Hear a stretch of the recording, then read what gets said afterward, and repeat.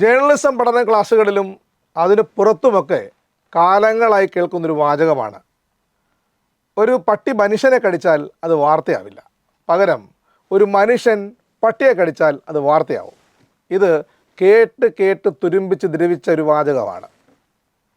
എന്നാൽ ഇതിന് വിപരീത അർത്ഥത്തിൽ ഇന്ന് ഒരു വാർത്ത ശ്രദ്ധയിൽപ്പെട്ടു.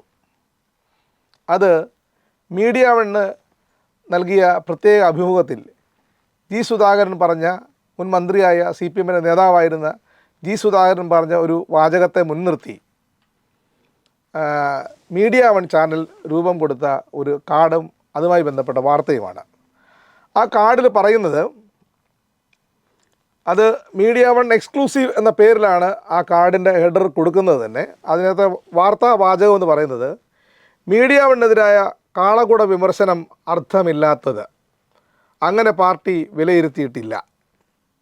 അതായത് ഇതിൻ്റെ ഏറ്റവും താഴെ വളരെ ചെറുതായിട്ട് എന്നാൽ ആളുകൾക്ക് കാണും വിധം ചുവപ്പിൽ വെള്ള അക്ഷരത്തിൽ MV ഗോവിന്ദനെ തള്ളി ജി സുധാകരൻ എന്നൊരു വാചകം കൂടി ചേർത്തിട്ടുണ്ട്. അതായത് പാർട്ടി സംസ്ഥാന സെക്രട്ടറി എടുത്ത ഒരു നിലപാട് ശരിയല്ല എന്ന് പാർട്ടി ബ്രാഞ്ച് അംഗം മാത്രമായ ഒരു മുൻ നേതാവിൻ്റെ വാക്ക് ഒരു വലിയ വാർത്തയായി അവതരിപ്പിക്കപ്പെട്ട ഒരു ദിവസമാണിന്ന്. അതിലേക്കാണ് നമ്മളിന്ന് ഈ ചർച്ച കൊണ്ടുപോകുന്നത്. എനിക്കൊപ്പം ഈ ചർച്ചയിൽ പങ്കെടുക്കുന്നത് രാഷ്ട്രീയ നിരീക്ഷകനായ ജയപ്രകാശ് ഭാസ്കരനാണ്. പ്രിയപ്പെട്ട ജയപ്രകാശ് ഭാസ്കരൻ, ഈ ചർച്ചയിലേക്ക് സ്വാഗതം. ജയപ്രകാശ് ഭാസ്കരൻ എങ്ങനെയാണ് മീഡിയ വണ്ണിൻ്റെ ഈ വാർത്തയെ നോക്കിക്കാണുന്നത്? മീഡിയ വണ്ണും മാധ്യമം ദിനപത്രവും നമ്മുടെ രാജ്യത്ത് നിയമവിധേയമായി തന്നെ പ്രവർത്തിക്കുന്ന പുരോഗമനാശയങ്ങളോട് ഒരു തരത്തിലും യോജിക്കാത്ത ഒരു മതാത്മക സംഘടനയുടെ അച്ചടി മാധ്യമവും ദൃശ്യമാധ്യമവുമാണ്. മീഡിയ വൺ ജമാഅത്തെ ഇസ്ലാമി അവരുടെ രാഷ്ട്രീയ പ്രചരണത്തിന് വേണ്ടി ഉപയോഗിക്കുന്ന ഒരു മാധ്യമം തന്നെയാണ്. ആ കാര്യത്തിൽ ജമാഅത്തെ ഇസ്ലാമിക്കും മാധ്യമത്തിനും തർക്കമുണ്ടാകുമെന്ന് തോന്നുന്നില്ല. എന്നാൽ പ്രമോദ് രാമന് തർക്കമുണ്ടാകും. മലയാളിയുടെ ദൃശ്യമാധ്യമ ചരിത്രത്തോളം പാരമ്പര്യമുള്ള ഒരു മാധ്യമ പ്രവർത്തനത്തിനുടമയാണ് ശ്രീ പ്രമോദ് രാമൻ. ജമാഅത്തെ ഇസ്ലാമി പോലും അവകാശപ്പെടാത്ത കാര്യങ്ങളാണ് പ്രമോദ് രാമൻ കേരളീയ പൊതുസമൂഹത്തിന് മുമ്പിൽ വയ്ക്കുന്നത്.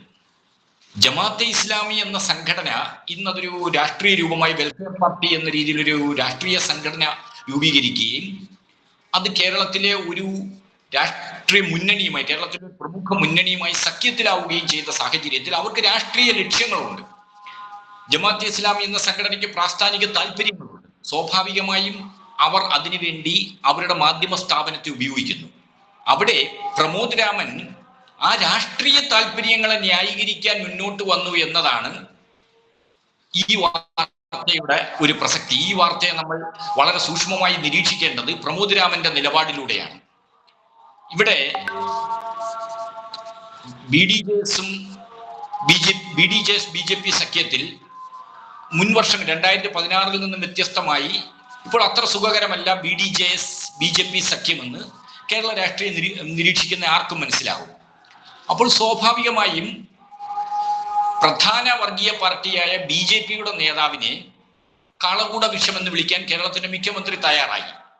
അവിടെ പ്രതിപക്ഷ നേതാവ് അദ്ദേഹത്തിന് മതേതരവാദി എന്ന സർട്ടിഫിക്കറ്റ് നൽകി. എന്നാൽ അതിന്റെ ജൂനിയർ പാർട്ട്ണർ മാത്രമായ BDJS-മായി ബന്ധമുണ്ടെന്ന് ആരോപിക്കുന്ന, അല്ലെങ്കിൽ BDJS-മായി ബന്ധമുള്ള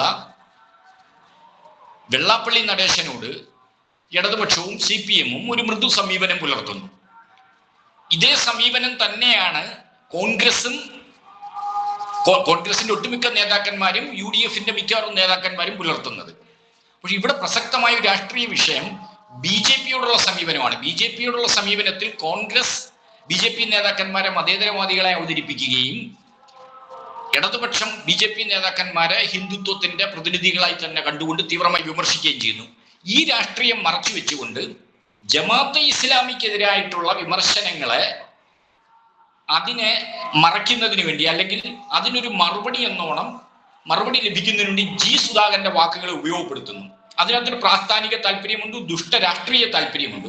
ഈ ദുഷ്ട രാഷ്ട്രീയ താല്പര്യത്തിന് പ്രമോദ് രാമൻ ഒരു ഫേസ്ബുക്ക് പോസ്റ്റിലൂടെ പിന്തുണ നൽകുകയും ചെയ്യുന്നു. അതാണ് മലയാളിയുടെ മാധ്യമ പ്രവർത്തനം ഇന്നെത്തി നിൽക്കുന്ന ഒരു ദുരവസ്ഥ എന്ന് പറഞ്ഞാൽ. ഏത് മാധ്യമ പ്രവർത്തകനെയും ഏത് നിക്ഷിപ്ത താല്പര്യക്കാർക്കും വിലക്കെടുക്കാവുന്ന ഈ അവസ്ഥ നിശ്ചയമായും അത് കേരളീയ സമൂഹം ആശങ്കയോടുകൂടി മാത്രമേ നോക്കിക്കാണാൻ കഴിയൂ. ആ ഫേസ്ബുക്ക് പോസ്റ്റാണ് ഇന്നത്തെ ഈ ചർച്ചയുടെ കാതൽ എന്നാണ് ഞാൻ വിശ്വസിക്കുന്നത്. കാരണം ആ വാർത്ത മൊത്തത്തിൽ കൊടുക്കുകയോ അല്ലെങ്കിൽ ആ അഭിമുഖം മൊത്തത്തിൽ കൊടുക്കുകയോ അല്ല ചെയ്യുന്നത്, മറിച്ച് താൻ ജോലി ചെയ്യുന്ന സ്ഥാപനം അല്ലെങ്കിൽ ആ സ്ഥാപനം പ്രതിനിധീകരിക്കുന്ന രാഷ്ട്രീയം അതിനെ രക്ഷപ്പെടുത്തിയെടുക്കാൻ വേണ്ടി നടത്തുന്ന ഒരു ശ്രമം എന്ന നിലയ്ക്കാണ് ഞാനതിനെ കാണുന്നത്. കാരണം അങ്ങനെ ഒരു ഫേസ്ബുക്ക് പോസ്റ്റ് ആ വാർത്തയ്ക്ക് അപ്പുറത്തേക്ക് ഈ ഏതാണ്ട് അരമുക്കാൽ മണിക്കൂർ നീളുന്ന ചർച്ചയാണ്. ആ ചർച്ചയിൽ പല വിഷയങ്ങളും പാർട്ടിയുമായി ബന്ധപ്പെട്ടും അല്ലാതെയും പൊതു രാഷ്ട്രീയത്തെ സംബന്ധിച്ചും കേരള രാഷ്ട്രീയത്തെ സംബന്ധിച്ചുമൊക്കെ ജി സുധാകരൻ വളരെ വിശദമായി പറയുന്നുണ്ട്. പക്ഷേ അതിൻ്റെ ആ ചർച്ച നടക്കുന്ന സമയം അത്രയും നിഷാദ് റാവുത്തർ നയിക്കുന്ന ചർച്ചയിൽ സർവ്വസമയവും എനിക്ക് തോന്നുന്നു ഒരു 90% സമയവും എഴുതി കാണിച്ചത് ഗോവിന്ദനെ തള്ളി ജി സുധാകരൻ എന്നുള്ളതാണ്. ഗോവിന്ദനെ തള്ളി ജി സുധാകരൻ എന്ന് പറയുന്ന വാർത്തയ്ക്ക് എന്ത് പ്രസക്തിയാണുള്ളത് എന്നുള്ളതാണ് എൻ്റെ ആദ്യത്തെ ചോദ്യം. ഞാൻ ഇൻട്രോയിൽ സൂചിപ്പിച്ചതുപോലെ ഇത് ശരിക്കും ഒരു വാർത്തയേ അല്ല, ഒരു വാർത്തയെ അല്ലാതാവുന്നൊരു സംഗതിയാണ്. അത് വാർത്തയാവുന്നത് സ്വന്തം താല്പര്യത്തിന് വേണ്ടിയാണ്. ആ താല്പര്യം ഫേസ്ബുക്കിൽ, അതായത് മാധ്യമപ്രവർത്തനം തുടങ്ങി കേരളത്തിൻ്റെ ദൃശ്യമാധ്യമ രംഗത്ത് ഏറ്റവും പ്രമുഖ വ്യക്തിത്വം എന്ന് അടയാളപ്പെടുത്താവുന്ന ഒരാളാണ് പ്രമോദ് രാമൻ. ആ പ്രമോദ് രാമൻ സ്വന്തം ഫേസ്ബുക്കിൽ ഇത്തരം ഒരു പോസ്റ്റിട്ട് അഭിവാദ്യം എന്നോ മറ്റോ ആണ് ആ ഫേസ്ബുക്ക് പോസ്റ്റ് തുടങ്ങുന്നത്. അങ്ങനെ ഒരു ഫേസ്ബുക്ക് പോസ്റ്റിലേക്ക് നയിക്കുന്ന കാരണങ്ങൾ എന്താണെന്നുള്ളതാണ് നമ്മൾ വിശദമായി ചർച്ച ചെയ്ത് പോകേണ്ടത്. കാരണം അത് അത്ര ചെറുതായി കാണേണ്ട ഒരു സംഗതിയല്ല. കാരണം ഈ വിഷയത്തെ മാത്രം അടർത്തി മാറ്റി, അതായത് എം വി ഗോവിന്ദനെ തള്ളി ഈ കാളകൂട പരാമർശം എന്നുള്ളതിനകത്ത് എം വി ഗോവിന്ദൻ ആരാണ്? CPM-ൻ്റെ സംസ്ഥാന സെക്രട്ടറിയാണ്. CPM-ൻ്റെ സംസ്ഥാന സെക്രട്ടറി നടത്തിയ ഒരു സ്റ്റേറ്റ്മെൻറ്റിനെ എങ്ങനെയാണ് ജി സുധാകരന് മീഡിയ വണ്ണിൽ വന്നിരുന്ന് തള്ളിക്കളയാൻ സാധിക്കുക എന്നൊരു ചോദ്യമുണ്ട്. ഒപ്പം അതെങ്ങനെയാണ് ഒരു വലിയ വാർത്തയെ മാറുന്നത് എന്നൊരു ചോദ്യവും ബാക്കി വേണം. തീർച്ചയായും ജി സുധാകരൻ ഇപ്പോൾ പാർട്ടിയുടെ ഏറ്റവും കീഴ്ഘടകമായ ബ്രാഞ്ച് അംഗമാണ്. ഞാൻ മനസ്സിലാക്കിയിടത്തോളം ജില്ലാ കമ്മിറ്റിയോട് ചേർന്ന് പ്രവർത്തിക്കുന്ന ഒരു ബ്രാഞ്ചിലെ അംഗമാണ്. അദ്ദേഹം തലമുതിർന്ന നേതാവാണ്. അദ്ദേഹം പാർട്ടിയുമായി ബന്ധപ്പെട്ട വിഷയങ്ങളിൽ അദ്ദേഹത്തിൻ്റെ സ്വകാര്യ താല്പര്യങ്ങൾക്ക് മേൽക്കൈ കിട്ടത്തക്ക രീതിയിലുള്ള അഭിപ്രായം പറയുന്ന ആളാണ് ഇപ്പോൾ. എന്നാൽ ഈ അഭിമുഖത്തിൽ പൊതുവെ അദ്ദേഹം സ്വീകരിച്ചത് പാർട്ടിയുടെ പൊതു നിലപാടുകളോട് ചേർന്ന് നിൽക്കുന്ന നിലപാടായിരുന്നു. അതൊരു വാർത്താ പ്രാധാന്യമുള്ള കാര്യമാണ്. കാര്യം പൊതുവെ ഒരു വിമത ശബ്ദത്തിൽ സംസാരിക്കുന്നതായി ആരോപിക്കപ്പെടുന്ന ഒരു നേതാവ് സച്ചിദാനന്ദൻ വിഷയത്തിൽ, വെള്ളാപ്പള്ളി വിഷയത്തിൽ, അങ്ങനെ പൊതുവായ എല്ലാ നിലപാടുകളിലും പാർട്ടി നിലപാടുകളോടൊപ്പം യോജിച്ചു നിൽക്കുന്നു. അവിടെ ഈ പട്ടി മനുഷ്യൻ കടി എന്ന ദ്വന്ദ്ം വെച്ചാണെങ്കിൽ പോലും അതിന് ഒരു വാർത്താ പ്രാധാന്യമുണ്ട്. എന്നാൽ തങ്ങളുടെ മാധ്യമ സ്ഥാപനവുമായി ബന്ധപ്പെട്ട ഒരു ചോദ്യം, ആ ചോദ്യം തന്നെ അപ്രസക്തമാണ്. ആ ചോദ്യം തന്നെ ഒരു മാധ്യമങ്ങളുടെ ഒരു നൈതികതയ്ക്ക് വിരുദ്ധമാണെന്നാണ് തോന്നുന്നത്. കാരണം അത് അങ്ങനെ സ്വന്തം ഭാഗം ന്യായീകരിച്ചെടുക്കാൻ വേണ്ടി ഒരു മാധ്യമ സ്ഥാപനം ആസൂത്രിതമായി ഒരു ചോദ്യം ഉന്നയിക്കുന്നു. അതിന് ഏതാണ്ട് അവർക്ക് സ്വയം ന്യായീകരിക്കാൻ കഴിയുന്ന ഒരു മറുപടി ലഭിക്കുന്നതോടുകൂടി അത് അവർ കാർഡാക്കി ഇറക്കുന്നു. ആ അഭിമുഖത്തിൽ പറഞ്ഞിരുന്ന ബാക്കി കാര്യങ്ങളെല്ലാം അപ്രസക്തമാവുകയും ചെയ്യുന്നു.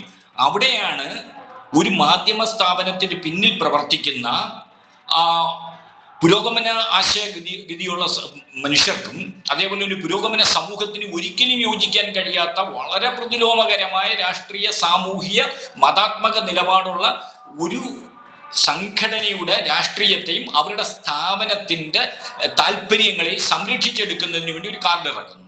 അതിന് ഒരു അഭിമുഖത്തെ തന്നെ ദുരുപയോഗം ചെയ്യുകയാണ്. മാധ്യമം, ദിനപത്രവും ഇതുപോലെ തന്നെ അഭിമുഖങ്ങൾ ദുരുപയോഗം ചെയ്തിട്ടുണ്ട്. അതിന്റെ തെളിവുകൾ നമ്മുടെ കയ്യിലുണ്ട്. ഇതിന്റെ തുടക്കം മുതൽ അവർ വ്യാജ അഭിമുഖങ്ങൾ സൃഷ്ടിച്ചിട്ടുണ്ടോ, അഭിമുഖങ്ങളുടെ ദുരുപയോഗം ചെയ്തിട്ടുണ്ടോ. ഇപ്പോൾ ഇവിടെ ഒരു സ്വന്തം നിലനിൽപ്പിന് വേണ്ടി, അവരുടെ താല്പര്യം സംരക്ഷിക്കുന്നതിന് വേണ്ടി ജി സുധാകരനെ പോലൊരു നേതാവിന്റെ വാക്കുകളെ സന്ദർഭത്തിൽ നിന്നും അടർത്തി മാറ്റി, അല്ല അതിനേക്കാൾ പ്രസക്തമായി വാർത്ത പട്ടി മനുഷ്യൻ ദ്വന്ദ്ം ഷിനോസ് സൂചിപ്പിച്ചതുപോലെ അവിടെ വാർത്താ പ്രാധാന്യമുള്ള മറ്റു പല ഘടകങ്ങളെ ഒഴിവാക്കിക്കൊണ്ട് ആദ്യാവസാനം ഇത് തന്നെ സ്ക്രോൾ ചെയ്യുകയും അത് തന്നെ കാർഡായി ഇറക്കുകയും ചെയ്യുന്നത് എത്രമാത്രം സ്വാർത്ഥമായ, എത്രമാത്രം സ്ഥാപിത താല്പര്യങ്ങൾക്ക് കീഴ്പ്പെട്ടുകൊണ്ടുള്ള ഒരു മാധ്യമ പ്രവർത്തനമാണ്. അത് നമ്മൾ തിരിച്ചറിയും. മാധ്യമത്തിൽ നിന്നും, ജമാഅത്തെ ഇസ്ലാമിയിൽ നിന്നും, നമ്മുടെ മീഡിയ വണ്ണിൽ നിന്നും മനുഷ്യൻ അത് പ്രതീക്ഷിക്കുന്നു. പക്ഷേ പ്രമോദ് രാമനെ പോലെ ഒരു മാധ്യമ പ്രവർത്തകൻ ഒരു ഫേസ്ബുക്ക് പോസ്റ്റിലൂടെ കണ്ടോടാ ഞങ്ങൾ പറഞ്ഞത് ശരിയായില്ലേ, ഞങ്ങളെ പിന്തുണയ്ക്കാൻ ആളുണ്ട് എന്ന തരത്തിൽ ഹൈസ്കൂൾ കുട്ടികളുടെ ഗോഗ്വാവിളിയുടെ ഒരു നിലവാരത്തിലേക്ക് മലയാളിയുടെ മാധ്യമ പ്രവർത്തനത്തോളം, ദൃശ്യമാധ്യമ പ്രവർത്തനം, അതായത് അഭിവാദ്യങ്ങൾ സഖാവേ എന്നാണ്, അഭിവാദ്യങ്ങൾ സഖാവേ എന്നാണ് ആ വാക്ക്. അത് എങ്ങനെയാണ് ഒരു എഡിറ്റർഷിപ്പിൽ നിൽക്കുന്ന ഒരാൾക്ക് അങ്ങനെ ഒരു വാക്ക് ഉപയോഗിക്കാൻ കഴിയുക എന്നുള്ളത് എന്നെ അത്ഭുതപ്പെടുത്തിയ കാര്യമാണ്. പ്രമോദ് രാമൻ ഒരു ചെറിയ ആളല്ല ഒരിക്കലും. പ്രമോദ് രാമൻ അത് മാത്രം അടർത്തിയെടുത്ത് പ്രചരിപ്പിക്കേണ്ട ചുമതലയുള്ള, അല്ലെങ്കിൽ അങ്ങനെ പ്രചരിപ്പിക്കേണ്ട ഉത്തരവാദിത്തമുള്ളൊരു മാധ്യമ പ്രവർത്തകനല്ല. വളരെ ഉത്തരവാദിത്തം ഉള്ള, വളരെ വലിയ പോസ്റ്റിലിരിക്കുന്ന, എഡിറ്ററായിരിക്കുന്ന ഒരാളിൽ നിന്നാണ് ഇത്തരമൊരു പ്രതികരണം ഫേസ്ബുക്കിൽ ഉണ്ടാകുന്നത്. അതിനെ നമ്മൾ ഒട്ടും വില കുറച്ച് കാണാൻ കഴിയത്തില്ല. കാരണം അത് ലക്ഷ്യം വെക്കുന്നത് പല താല്പര്യങ്ങളെയാണ്. അത് അദ്ദേഹത്തിൻ്റെ വ്യക്തി താല്പര്യം മുതൽ രാഷ്ട്രീയ താല്പര്യം വരെ നിരന്നു നിൽക്കുന്ന ഒരു ചെയിൻ ഓഫ് കുറേ കാര്യങ്ങളടങ്ങുന്ന സംഗതിയാണ്. അത് എഡിറ്റർ എന്ന നിലയ്ക്ക് നിന്നുകൊണ്ട് അങ്ങനത്തെ ഒരു കാര്യം ചെയ്യാൻ അതെങ്ങനെ സാധ്യമാവും എന്നുള്ള കാര്യം ഇപ്പോഴും, കാരണം എൻ്റെ സംശയത്തിൽ നിൽക്കുന്നൊരു സംഗതിയാണ്. കാരണം ഞാൻ പ്രമോദ് രാമനെക്കുറിച്ച് നമ്മൾ ജേർണലിസം പഠിക്കുന്ന കാലം തൊട്ട്, അല്ലെങ്കിൽ അതിന് മുമ്പുള്ള കാലം തൊട്ട് ദൃശ്യമാധ്യമ ലോകം കേരളത്തിൻ്റെ മുമ്പിൽ തുറക്കപ്പെടുന്ന 1985 ദൂരദർശൻ വരുന്നു. അതിനുശേഷം 95 ആകുമ്പോഴത്തേക്കും ഏഷ്യാനെറ്റ് വാർത്താ സംപ്രേഷണത്തിലേക്ക് കടക്കുന്നു. സെപ്റ്റംബർ മാസം 30-ാം തീയതിയാണ് ആദ്യമായി പ്രമോദ് രാമൻ്റെ മുഖം കേരളത്തിലെ ടെലിവിഷൻ സെറ്റുകളിൽ ആ മുഖം തെളിയുന്ന ദിവസം അതാണ്. അങ്ങനെ തുടങ്ങിയ മാധ്യമ ജീവിതം ഇന്ന് എത്തി നിൽക്കുമ്പോൾ ഫേസ്ബുക്ക് പോസ്റ്റിൽ കൂടെ പറയാൻ ശ്രമിക്കുന്ന രാഷ്ട്രീയത്തെയാണ് മനസ്സിലാവാതെ പോകുന്നത്. അതാണ് എൻ്റെ ചോദ്യം. ഒരു മാധ്യമ പ്രവർത്തകൻ ഒരിക്കലും കിരാതമായ ഐക്യപ്പെടലുകൾക്ക് വിധേയമാകാൻ പാടില്ല.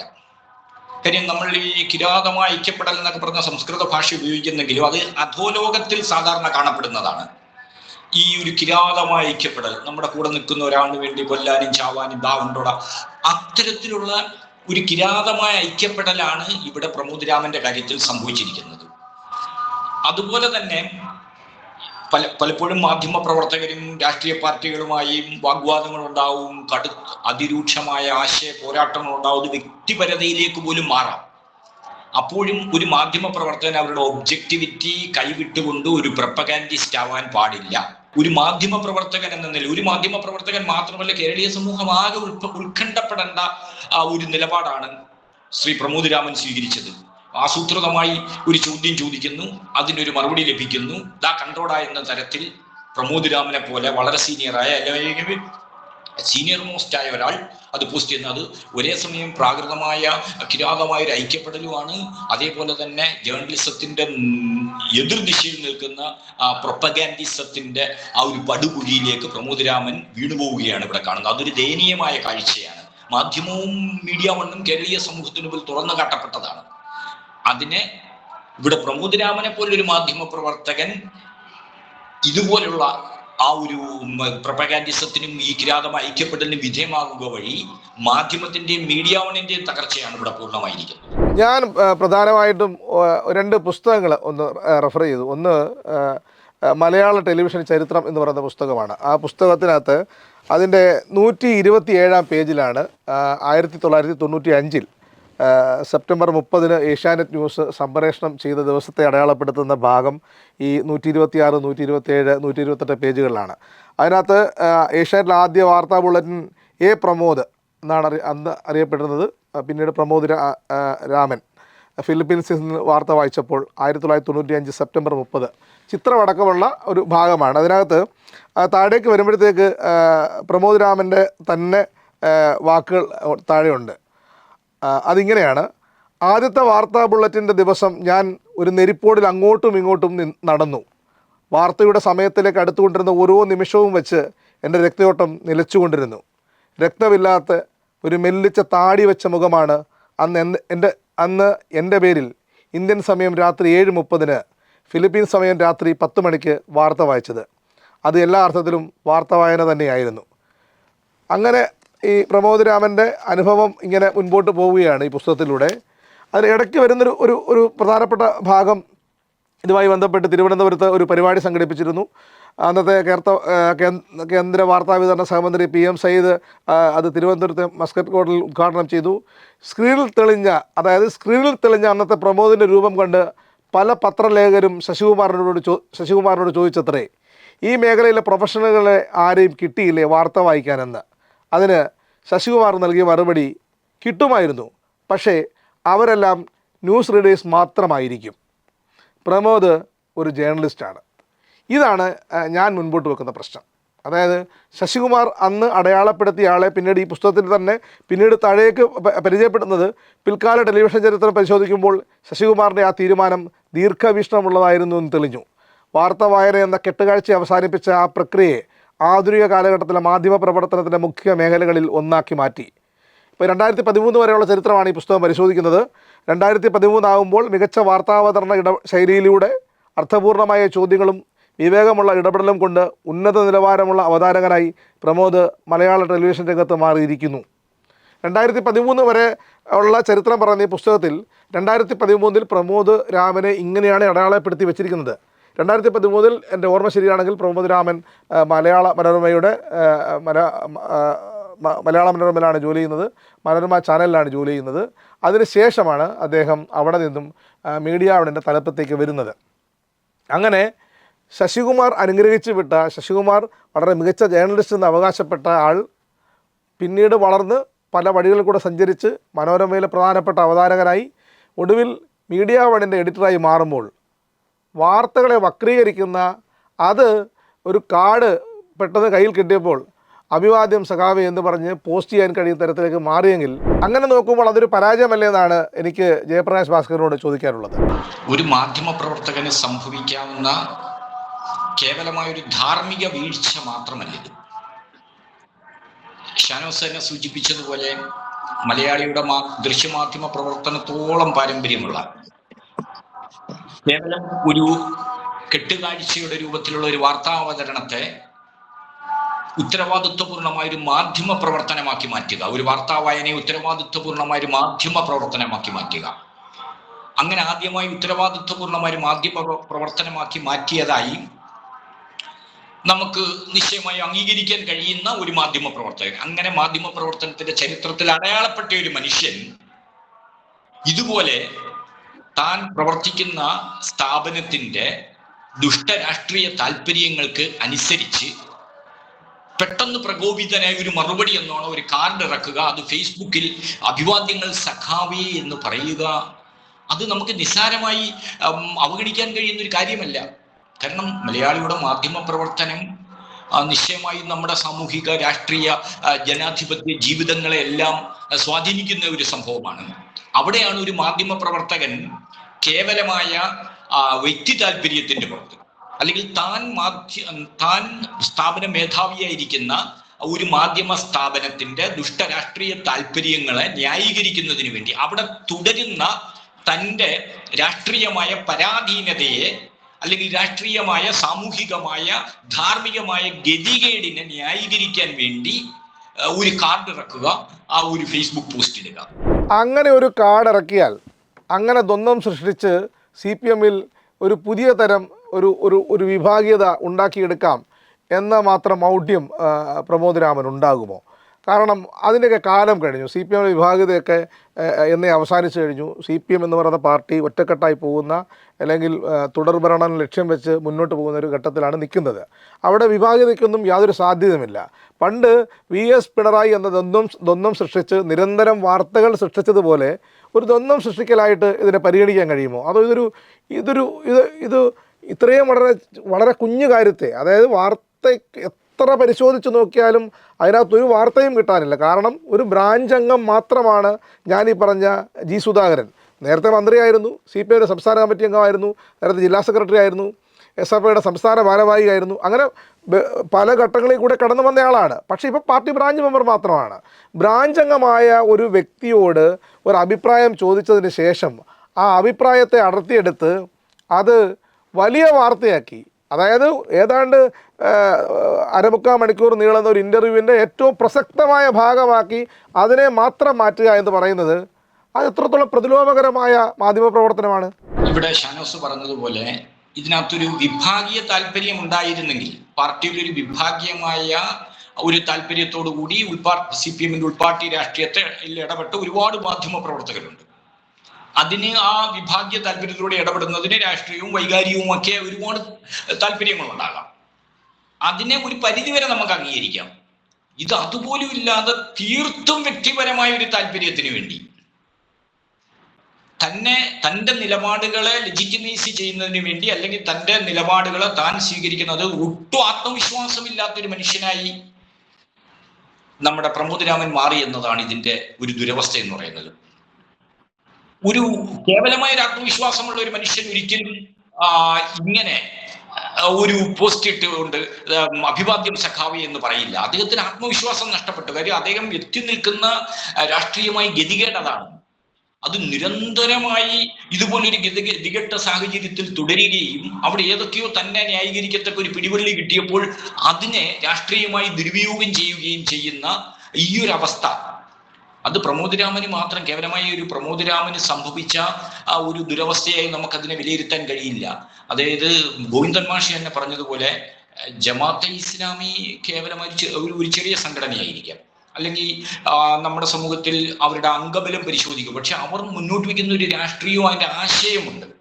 അത് ആശയം സാമൂഹിക മണ്ഡലത്തിൽ ഇടപെട്ട് കഴിയുമ്പോൾ അതൊരു ഭൗതിക ഉൽപ്പന്നമായി മാറുമെന്നൊക്കെ പറഞ്ഞ് മാഷ് പറഞ്ഞതിനെ പലരും കളിയാക്കിയിരുന്നു. അതിപ്പോൾ നമുക്ക് മനസ്സിലാവുകയാണത്. അതിനെ നമുക്ക് ഗോവിന്ദ മാഷിന്റെ വാക്കുകളെ ശരിക്കും നമുക്ക് മനസ്സിലാക്കി തരികയാണ് ഈ പ്രമോദ് രാമൻ ചെയ്യുന്നത്. ജമാഅത്തെ ഇസ്ലാമിയുടെ ആശയങ്ങൾ പ്രമോദ് രാമനെ പോലുള്ള ഒരു മാധ്യമ പ്രവർത്തകനെ പോലും തൻ്റെ മാധ്യമ പ്രവർത്തകൻ എന്നുള്ള പ്രാഥമിക കടമകളിൽ നിന്ന് പോലും അടർത്തി മാറ്റി കേവലം ഒരു പ്രൊപ്പഗാൻഡിസ്റ്റാക്കി മാറ്റുന്ന ഇത് നമ്മൾ കാണുന്നു. അതാണ് ഇതിനകത്ത് ഏറ്റവും അപകടകരമായ ഒരു അവസ്ഥ എന്ന് പറയുന്നത്. ഈ പറയുന്ന ചർച്ചയുടെ പ്രധാനപ്പെട്ട പോയിന്റ് എന്ന് പറഞ്ഞാൽ ഒരു ആൻറ്റി സംഘപരിവാർ പോയിന്റിലാണ് ആ ചർച്ചയെ നിഷാദ് നയിക്കുന്നതെങ്കിൽ പോലും അവിടെയുമുള്ള പ്രശ്നം സംഘപരിവാർ വിരുദ്ധ രാഷ്ട്രീയ നിലപാട് സ്വീകരിക്കുന്ന ആളാണ് സ്വാഭാവികമായിട്ടും CPM നേതാവായിരുന്ന, ഇപ്പോൾ CPM രാജ്യാംഗമായി തുടരുന്ന ജി സുധാകരൻ. പക്ഷേ അവിടെ ഒരിക്കലും ജമാഅത്തെ ഇസ്ലാമിക്ക് പരിക്ക് പറ്റുന്ന ഒന്നും പറയാൻ ജി സുധാകരൻ തയ്യാറായിട്ടില്ല എന്നുള്ളത് വളരെ പ്രസക്തമാണ്. നമ്മളതിനെ അങ്ങനെയും കൂടെ കാണണം. കാരണം ജമാഅത്തെ ഇസ്ലാമി ഉയർത്തുന്ന രാഷ്ട്രീയം വർഗീയ രാഷ്ട്രീയത്തെക്കുറിച്ചാണ് ഇത് പലപ്പോഴും പല രീതിയിലുള്ള പരാമർശം നിഷാദ് റാവുത്തർ നടത്തിക്കൊണ്ട് പോകുന്നത്. അതേസമയം തന്നെ ജമാഅത്തെ ഇസ്ലാമി നടത്തുന്ന അല്ലെങ്കിൽ പൊളിറ്റിക്കൽ ഇസ്ലാമിസ്റ്റുകൾ നടത്തുന്ന ആ വർഗീയ പ്രചാരണത്തെ കൂടി അതിൽ പരാമർശിക്കാമായിരുന്നു. അത് പരാമർശിക്കാതെ പകരം തനിക്ക് അവരുമായിട്ടൊക്കെ ഉള്ള സൗഹൃദം ഒക്കെ പങ്കുവെക്കുന്ന, അല്ലെങ്കിൽ അങ്ങനെ കാളകൂട വിഷയമായിരുന്നെങ്കിൽ ഞാൻ ഈ ചാനലിൽ വന്നിരുന്ന് ചർച്ച ചെയ്യുമായിരുന്നോ, അല്ലെങ്കിൽ ചർച്ചയ്ക്ക് പങ്കെടുക്കുമായിരുന്നോ എന്ന് ചോദിക്കുന്ന ജി സുധാകരനെ കൂടെ നമുക്ക് കാണാൻ കഴിയുന്നുണ്ട്. അവിടെയാണ് എനിക്ക് ജി സുധാകരനോട് ചില ചോദ്യങ്ങൾ മനസ്സിൽ തികട്ടി വരുന്നത്, ചോദിക്കാൻ വരുന്നത്. ജി സുധാകരൻ അതിൻ്റെ ആ ചർച്ചയുടെ ഒരു അവസാനത്തോടടുക്കുന്ന ഭാഗത്ത് പറയുന്നുണ്ട്, താനിപ്പോൾ ഇന്ന ബ്രാഞ്ചിലാണ്, ആ ബ്രാഞ്ചൊന്നും അങ്ങനെ കൂടാറൊന്നുമില്ല, താനാണ് ആ ബ്രാഞ്ച് വിളിക്കാൻ വേണ്ടി സെക്രട്ടറിക്ക് കാര്യങ്ങൾ പറഞ്ഞു കൊടുക്കുന്നത്, ഇങ്ങനെയൊക്കെയാണ് പാർട്ടി സംഘടനാ രീതിയിൽ ചെയ്യേണ്ടത് എന്നൊക്കെ പറയുന്നു. അപ്പോൾ ഞാൻ ആദ്യമേ പറയുന്നത് അങ്ങനെയൊക്കെ CPM-നകത്ത് നിഷ്ക്രിയമായ ബ്രാഞ്ചുണ്ടെങ്കിൽ പിന്നെ ആ ബ്രാഞ്ച് വേണ്ടെന്ന് വെക്കുന്നതായിരിക്കും CPM-നെ സംബന്ധിച്ച് നല്ലത്. എന്തിനാണ് നിഷ്ക്രിയമായ ഒരു ബ്രാഞ്ച് CPM-ന്?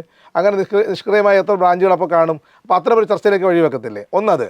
അപ്പം ഈ ചർച്ചയ്ക്കകത്ത് പലപ്പോഴും ജമാഅത്തെ ഇസ്ലാമിയെ കുറ്റം പറയാതെയും അതേസമയം ബാക്കി പാർട്ടിയെ അങ്ങനെ പ്രതിരോധത്തിലാക്കുന്ന, സാധാരണഗതിയിൽ പലപ്പോഴും പാർട്ടിയെ പ്രതിരോധത്തിലാക്കുന്ന പല വാചകങ്ങളും പുറത്തേക്ക് വിടാറുള്ള ജി സുധാകരൻ വളരെ സംയമനത്തോടെയാണ് ഇതിനകത്ത് സംസാരിച്ചിട്ടുള്ളതെങ്കിൽ കൂടിയും ഈ ഒരൊറ്റ പോയിന്റിൽ, അതായത് CPM സംസ്ഥാന സെക്രട്ടറിക്കെതിരായിട്ടുള്ള പരാമർശത്തിൽ കൂടെ അദ്ദേഹം ലംഘിക്കുന്നത് CPM-ൻ്റെ തന്നെ നയങ്ങളാണെന്നുള്ളതാണ് ഞാൻ അടിയുറച്ച് വിശ്വസിക്കുന്നത്. കാരണം ഞാൻ ഇപ്പം രണ്ടാമത് ഞാനെടുത്ത പുസ്തകം എന്ന് പറയുന്നത്, പുസ്തകം എന്ന് വിശേഷിപ്പിക്കേണ്ട, അത് CPM-ൻ്റെ ഭരണഘടനയാണ്. ഭരണഘടനയുടെ 7-ാം പേജിൽ വരുമ്പം വകുപ്പ് 11 പാർട്ടി അംഗങ്ങളുടെ ചുമതലകൾ എന്ന് പറയുന്നൊരു ഭാഗമുണ്ട്.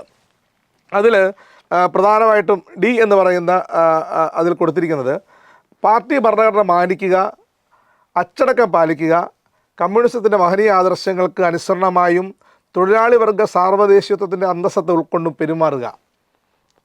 ഞാൻ മനസ്സിലാക്കുന്നത് ഈ പറയുന്ന ചർച്ചയിൽ പങ്കെടുത്തതോടുകൂടി തന്നെ CPM സംസ്ഥാന സെക്രട്ടറി മുന്നോട്ട് വെച്ചൊരു വാചകത്തെ തള്ളിക്കളഞ്ഞതോടുകൂടി തന്നെ ഈ പറയുന്ന പാർട്ടി ഭരണഘടനയെ വകുപ്പ് 11 പറയുന്ന ഒരു പ്രധാനപ്പെട്ട കാര്യത്തെ ഈ G. സുധാകരൻ സഖാവ് തള്ളിക്കളഞ്ഞു എന്നാണ് ഞാൻ മനസ്സിലാക്കുന്നത്. അതിന് പിന്നീട് അതിൻ്റെ 8-ാമത്തെ പേജിലേക്ക് വരുമ്പോഴത്തേക്ക് തനിയെയും കൂട്ടായുള്ള പ്രവർത്തനം മെച്ചപ്പെടുത്താനും അന്യോന്യം സഹായിക്കാനുമായി സ്വയം വിമർശനം പതിവായി നടത്തുക. സ്വയം വിമർശനവും പതിവായി നടത്തണമെന്ന് പറയുന്നുണ്ട്.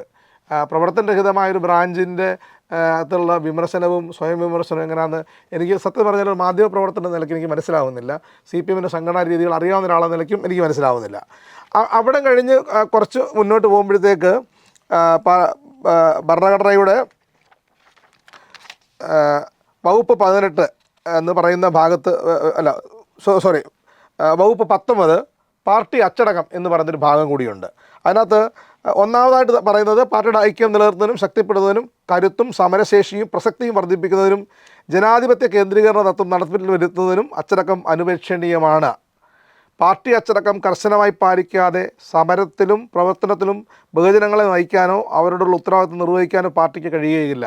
അതായത് അക്കമിട്ട് ഈ പാർട്ടി അച്ചടിച്ചിറക്കിയിരിക്കുന്ന പാർട്ടിയുടെ ഓരോ അംഗങ്ങളും വായിച്ചിരിക്കേണ്ട, അല്ലെങ്കിൽ അനുഭാവികൾ വായിച്ചിരിക്കേണ്ട, മാധ്യമപ്രവർത്തകരടക്കം വായിച്ചിരിക്കേണ്ട കാര്യങ്ങളാണ്. അതിനകത്ത് ഈ പറയുന്നതൊന്നും ഉൾക്കൊള്ളാതെയാണ് ഇത്തരമൊരു അഭിമുഖത്തിലേക്ക് കടന്നു പോയിരിക്കുന്നത്. ആ അഭിമുഖത്തിൽ ഈ പറയുന്ന പാർട്ടി ഭരണഘടന മുന്നോട്ട് വെക്കുന്ന പല നിർദ്ദേശങ്ങളെയും പാർട്ടി ഭരണഘടന അനുസരിച്ച് പാർട്ടി മെമ്പർക്ക് ജീവിക്കാൻ കഴിയത്തുള്ളൂ. അയാളുടെ രാഷ്ട്രീയ ജീവിതം അങ്ങനെയാണ് നയിക്കാൻ കഴിയുക. അപ്പം അതും കൂടെ ലംഘിക്കപ്പെട്ടിട്ടില്ലേ എന്നൊരു സംശയം സ്വാഭാവികമായി എൻ്റെ മനസ്സിലുണ്ടാവുന്നത് അത് തെറ്റാണോ? ഒരിക്കലുമല്ല. ഇവിടെ ഞാൻ ഒരു പഴയൊരു വിവാദം ഓർക്കുകയാണ്. CPIയുടെ സംസ്ഥാന സെക്രട്ടറി ആയിരുന്ന സഖാവ് വിളിയം ഭാർഗവനുമായി നമ്മുടെ G. സുധാകരൻ മുമ്പൊന്ന് കൊമ്പ് കൊടുത്തിരുന്നു.